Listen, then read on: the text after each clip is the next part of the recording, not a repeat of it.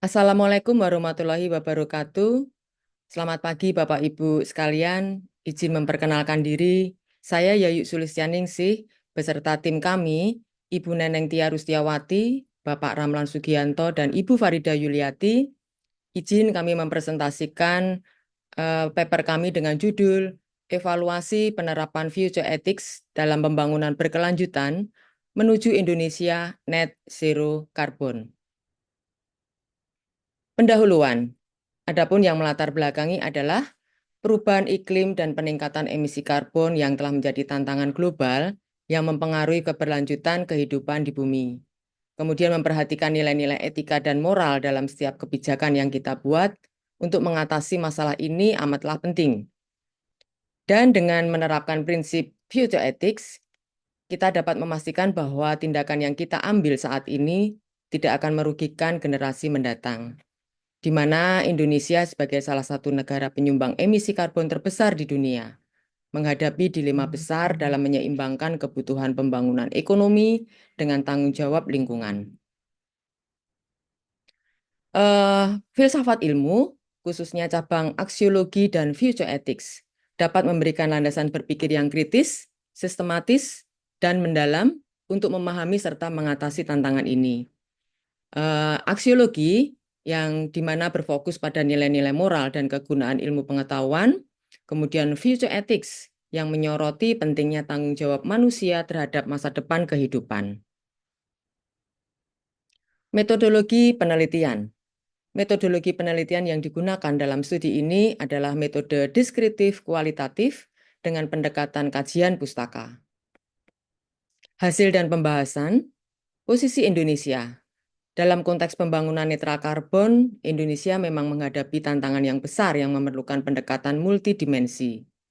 Kemudian Indonesia sendiri menempati urutan kedua di dunia dengan jumlah emisi karbon dari alih fungsi lahan bisa mencapai 930 juta ton CO2.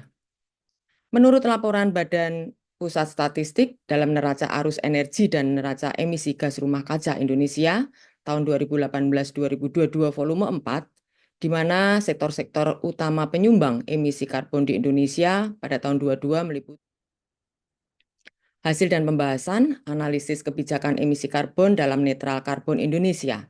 Satu, memang menghadirkan perspektif masa depan berdasarkan analisis terhadap kebijakan yang ada. Salah satunya target netral karbon di tahun 2060. Kemudian integrasi aksiologi dalam kebijakan seperti Perpres nomor 98 tahun 2021 tentang perdagangan karbon menunjukkan hasil yang positif. Pengelolaan pengetahuan dan sistem data. Berdasarkan kajian data emisi, ditemukan bahwa terdapat kelemahan dalam pengelolaan data yang saling tumpang tindih antara berbagai sektor. Hasil dan pembahasan untuk konsep filsafat ilmu dalam pemecahan masalah.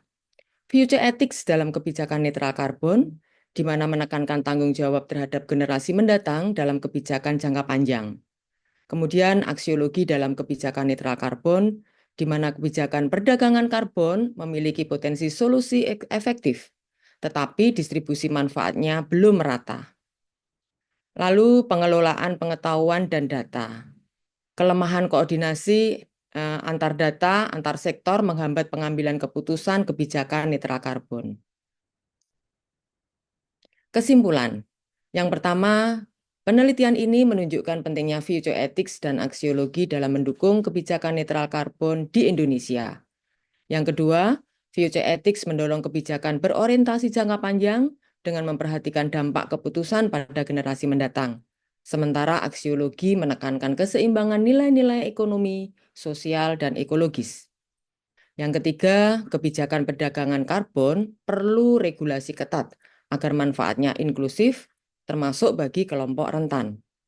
Keempat, pengelolaan data yang terintegrasi juga penting untuk kebijakan yang efektif dan terkoordinasi. Kesimpulan kelima, dengan pendekatan filsafat ilmu, kebijakan publik yang berkelanjutan dapat lebih mendukung pencapaian target netral karbon. Demikian Bapak Ibu sekalian, kami sudah mempresentasikan paper kami ucapkan terima kasih. Saya akhiri.